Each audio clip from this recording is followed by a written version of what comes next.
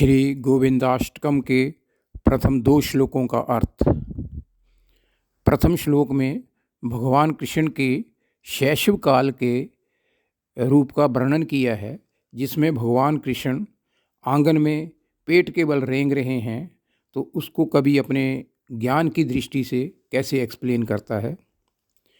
सत्यम ज्ञानम अनंतम नित्यम नाकाशं परमाकाशं गोष्ठपरांगण रिंखणलोलं नायासं परमायासं मायाकल्पितनानाकारं नाकारं भुवनाकारं क्षमाया नाथं नाथं प्रणमत गोविंदं परमानंदम। शब्दों का अर्थ। ज्ञानम जमा अनंतम, अनंत ज्ञान। नित्य शाश्वत। मनाकाशम, नाकाशम आकाश रूप में नहीं, परम आकाशम परम प्रकाश स्वरूप। नाना आकार अनेक रूप बनाने वाला। गोष्ठ मैंने ब्रज, प्रांगण मैंने आंगन, इंखण मैंने रेंगना, लोलम किलोल करना, न आयासम बिना परिश्रम के, परिश्रम रहित, परम आयासम बहुत थके हुए, बहुत जैसे कोई बहुत परिश्रम किया हुआ हो, भुवन आकारम लोक के आकार का बड़ा, प्रणमत प्रणाम करो, परमानंदम परमानंद देने वाले या परमानंद स्वरूप भगवान कृष्ण को। अब इसका पूर्णार्थ इस प्रकार हुआ।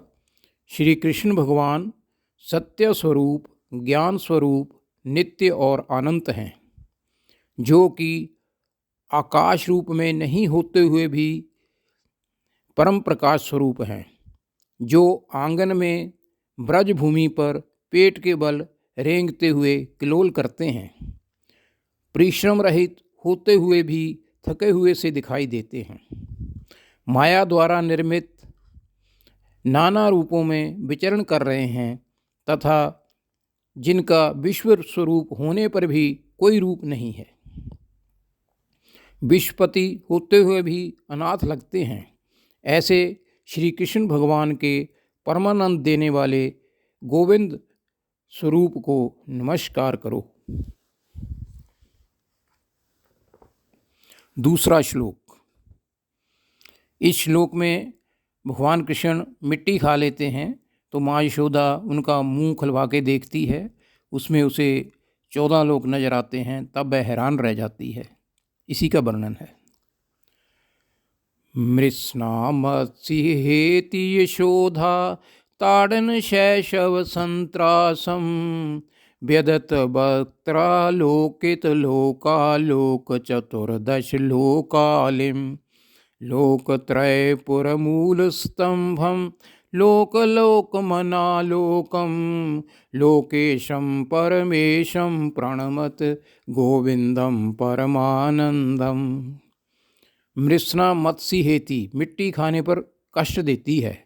ताड़न मैंने डांट लगाई, शैशव मैंने बाल्यकाल, संत्रासम मैंने कष्ट, व्यदित मैंने बेचैन, वक्त्र जमा अलोकित मुख में प्रकट प्रकाशित, लोका मैंने लोक भुवन, लोकेशम लोकों के मालिक, परमेशम परमेश्वर, लोकामिम दिखाई दिए, त्रयपुर तीनों लोकों के, मूल स्तंभम मूल स्तंभ या आधार, चतुर्दश मैंने 14।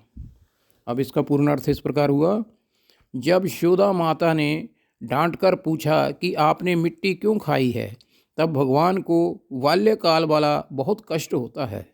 उन्होंने मुंह खोला, जैसे बच्चे माँ को दिखाते हैं कि मैंने मिट्टी नहीं खाई है, तो उसमें यशोदा मैया को 14 लोग नजर आए। इससे उसे पता चल गया कि श्री बालकृष्ण ही तीनों लोकों के आधार स्तंभ हैं। अपना रूप नहीं प्रकट करते हुए भी ये जगत के प्रकाश हैं। उस लोकों के मालिक परमेश्वर गोविंद भगवान को प्रणाम करो, जो कि परमानंद देने वाले हैं। इति।